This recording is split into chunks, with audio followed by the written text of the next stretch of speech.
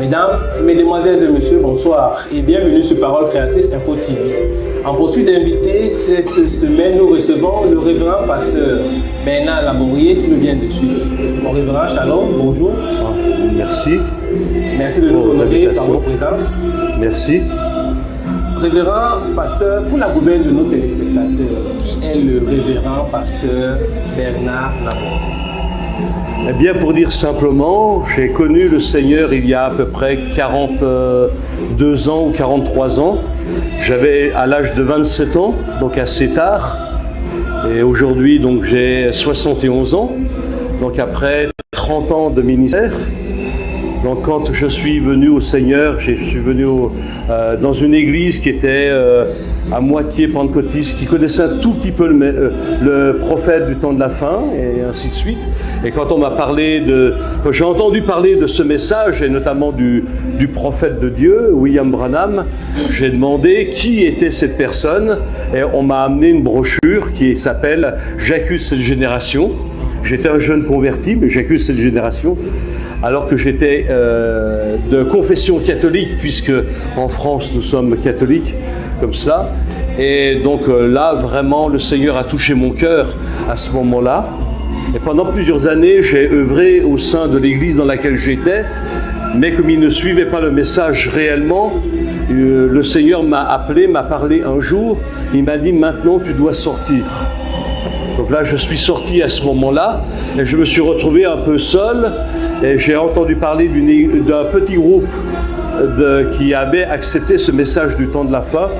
J'ai participé donc à ces réunions-là, et petit à petit, il y a eu des problèmes dans cette église. Et je me suis retrouvé en 1991 être tout seul, et l'église dans laquelle j'étais a complètement explosé, et quelques frères sont venus me voir, donc il y avait à peu près 7 personnes. Et là, on a commencé une petite église, et le Seigneur nous a conduits à aller sur la ville de Genève. Moi, j'habite en France, à 40 km de Genève, puisque Genève, c'est à la frontière avec la France, mais moi, je suis français, et la ville de Genève n'est pas très loin, donc finalement. Et le Seigneur a ouvert des portes pour que nous puissions ouvrir une église là. J'ai rencontré une fois un frère qui venait de Roumanie, qui avait eu une vision 9 ans précédemment, et qui avait eu la vision comme quoi il me voyait dans cette vision-là 9 ans avant que j'ouvrais une église à Genève. Donc tout s'est mis en place et nous avons commencé des réunions donc là à Genève, et ce qui fait qu'aujourd'hui, par la grâce de Dieu, nous sommes à peu près 80 personnes, 80-90 personnes, avec différentes personnes. Nous avons eu l'ambassadeur du Botswana, puisque Genève est une ville internationale avec beaucoup d'ambassadeurs, donc ils étaient là.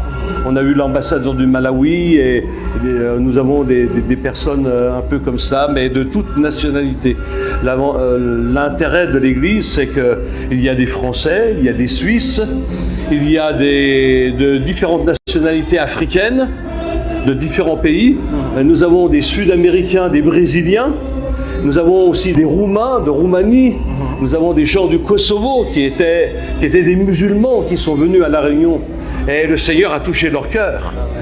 Et voilà un petit peu comment les choses se sont passées.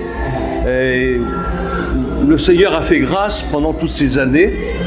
C'est pourquoi j'ai parlé de cet appel que Dieu m'avait fait. Donc déjà en 1984, en novembre 1984, le Seigneur m'a parlé par une voix audible alors que j'étais en prière. Il m'a dit « Je t'appelle au ministère, je te conduirai et je ferai de toi un instrument dans toutes les nations. » Bon, ce ne signifie pas que je suis un prophète, ou cela ne signifie pas que je dois être un leader. Mais c'est simplement juste un appel pour mon ministère, parlant de ce que le Seigneur allait faire avec nous. Amen. C'est une grâce de vous recevoir à nouveau. Merci. C'est un plaisir de vous entendre parler du Seigneur. Et on aimerait savoir, vous êtes dans nos murs, vous êtes en terre camerounaise depuis quelques jours déjà. Qu'est-ce qui justifie votre présence? Alors ma présence est simplement sur l'invitation du pasteur Jules Ndiaye qui m'a invité. On s'est connus lorsqu'il était de passage en Suisse, à Genève. On a eu la joie et le privilège de l'entendre prêcher. Donc on a gardé des contacts ensemble. Alors il s'est trouvé qu'il m'a appelé, il m'a dit je prépare une campagne d'évangélisation, est-ce que tu voudrais venir? J'ai dit, mais Seigneur, c'est un grand privilège. Le frère m'appelle, il vient de construire son église, et ainsi de suite. Et j'ai une joie, vraiment une joie particulière, de pouvoir venir collaborer avec ce précieux frère et son église, et voir tout le travail qu'il peut faire. Et c'est pourquoi je suis heureux de pouvoir être là et de pouvoir partager avec vous tous, vous, peuple du Cameroun, vous, épouses du Cameroun, partager cette expérience que nous avons en Jésus-Christ, et particulièrement dans ce message que nous avons, qui est un message si particulier et si glorieux. Révérend, rentrons un peu du côté de la Suisse. Oui. On voudrait savoir comment se porte l'œuvre de Dieu du côté de Genève en Suisse. Alors, Genève était toujours une ville un peu particulière, comme je l'ai mentionné tout à l'heure un petit peu dans la prédication. C'est une ville, comme vous le savez, une ville où il y a la ville des banques. Ah ouais. Et celui qui était à la tête de toutes ces banques, c'est Rothschild. Et vous êtes certainement sans savoir que Rothschild c'est celui qui est à la tête des Illuminati. Donc Genève est une ville très particulière. C'est une ville internationale avec beaucoup de diplomates, mais également beaucoup, je le mentionne, puisque le frère qui fait chanter dans mon église est un des responsables de la police antiterroriste. Donc je ne mentionne pas son nom spécialement pour préserver son anonymat, puisqu'il est dans la police. Donc c'est une ville où il y a beaucoup de mouvements démoniaques, on va dire ça comme de cette manière-là. Donc Genève a toujours été un lieu difficile. D'ailleurs, les milieux pentecôtistes disent ceci, ils disent si vous voulez enterrer votre ministère, installez-vous à Genève. Donc c'est ce qu'ils disent. Mais voilà, le Seigneur m'a mis à cœur de pouvoir aller dans cette ville, et puis c'est lui qui a agencé, je vais dire de cette manière-là, Dieu a agencé un programme pour que je puisse m'installer là-bas. Non pas que j'étais le plus capable ou que j'étais le meilleur, certainement qu'il y a d'autres serviteurs de Dieu qui étaient beaucoup plus capables que moi, mais le Seigneur m'a choisi moi pour pouvoir installer l'église là-bas. Et nous sommes installés là, et l'œuvre a commencé à prospérer, des âmes ont commencé à venir, des âmes ont commencé à être gagnées, et nous avons eu la surprise d'avoir beaucoup de personnes qui étaient même en situation plus ou moins régulière. Et je vais faire mention d'une sœur, pour aussi l'honorer, c'est la sœur Annie-Flore, qui est une Camerounaise, qui a fait ses études dans la ville de Genève pour être professeur d'allemand. Son mari était à Genève, et puis son mari est décédé. Donc son enfant, Mimi, moi j'étais là quand son mari est décédé, et donc elle a fini ses études, et son visa d'étudiante a fini. Elle vient à l'église avec le papier des autorités en disant « Vous devez prendre l'avion, vous devez partir, mais tel jour ». Alors elle vient à l'église et elle me dit « Pasteur, tu vois, il y a mon nom et je dois partir, je dois rentrer au pays. » J'ai dit « Sœur, ne t'occupe pas de ça. Même s'il y a ton nom, ça ne te concerne pas. » Amen. Ah, elle ne comprenait pas, elle. Et du haut de la chair, je me suis adressé à elle. J'ai dit, demain matin, tu vas à l'office cantonal de la population, tu vas chercher le formulaire pour avoir un visa définitif. Alors elle est allée, et s'est posé des questions, le lendemain elle est allée. Je dis cela pour vous encourager tous, là vous qui écoutez, qu'on a un Dieu où tout est possible. Amen. La sœur est allée là au centre et elle a rempli le formulaire. Et bien entendu, la secrétaire, elle l'a mis sous une pile d'autres formulaires. Mais voilà que quelques temps plus tard, un conseiller fédéral, c'est-à-dire un député du gouvernement, est passé par là et il a à cœur de faire quelque chose. Et il prend un dossier. Il prend un dossier, c'était le dossier de qui? De la sœur. De la sœur. Amen. Donc, amen, elle a eu son visa définitif avant même qu'elle puisse prendre l'avion. Et donc maintenant, elle est professeure d'allemand dans un lycée et c'est une précieuse sœur dans l'église. Le pasteur Julien Dai a mangé chez elle, elle nous a reçus vraiment bien. Amen. J'ai pu apprécier au travers elle l'esprit camerounais. Amen. C'est pourquoi je peux apprécier d'être avec vous ici aujourd'hui et ce voyage-là. Maintenant, je me dis, j'aurais dû faire ce voyage avant. Mais il n'est jamais trop tard. Voilà, exactement. Révérend, nous avons la joie de vous accueillir au Lord Divine Sanctuary ce matin. Oui. Et on aimerait savoir quels sont vos rapports avec le révérend pasteur Samuel Baoya. Alors, votre pasteur, votre précieux pasteur, je l'ai rencontré. Mes souvenirs, bon, sont un peu estompé, mais je l'ai rencontré au Gabon. Si je me souviens bien, le frère pasteur Jules m'a rappelé cela, je l'ai rencontré. Mais on était là, il y avait beaucoup de prédicateurs, donc on s'est vu, on s'est parlé comme ça un peu rapidement. Et puis, j'ai pas eu l'occasion d'avoir de la communion avec lui. Mais j'ai entendu voilà, des bons témoignages de sa part. Et aujourd'hui, pour moi, c'est un vrai privilège et un honneur de pouvoir voir tout ce qui a été bâti et le poids de ce ministère si important ici au Gabon. Au Cameroun, excusez-moi. Donc j'apprécie d'être là et de pouvoir le connaître et de voir tout le travail qui a été fait. Parce qu'on reconnaît un homme, la qualité d'un homme au travail qu'il ait fait. Amen. Et ce qui a été établi dans son ministère. Amen. Il y a beaucoup de personnes qui prétendent avoir des ministères. Mais lorsque nous regardons ce qu'ils sont en train de faire, nous voyons que ce sont juste des ruines tout autour d'eux. Il y a des déserts autour d'eux. Mais ici, lorsque je viens là et que je suis là avec vous tous, je me sens bien. Je me sens là vraiment dans ma maison aussi. Amen.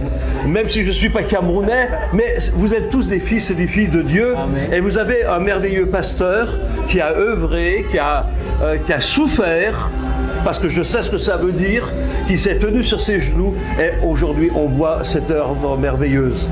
C'est pourquoi j'aspire à mieux le connaître. Amen. Et à apprendre beaucoup de lui. Amen. Beaucoup de lui. Révérend, ce matin, le Saint-Esprit, au travers de vous, nous a apporté une parole. Oui. Sur le thème « Un temple dédicacé ». Un temple dédicacé, exactement. S'il faut le dire en quelques mots, que retenir de ce... Voilà, c'est que Dieu a prévu que nous-mêmes, nous soyons le temple du Saint-Esprit. Amen.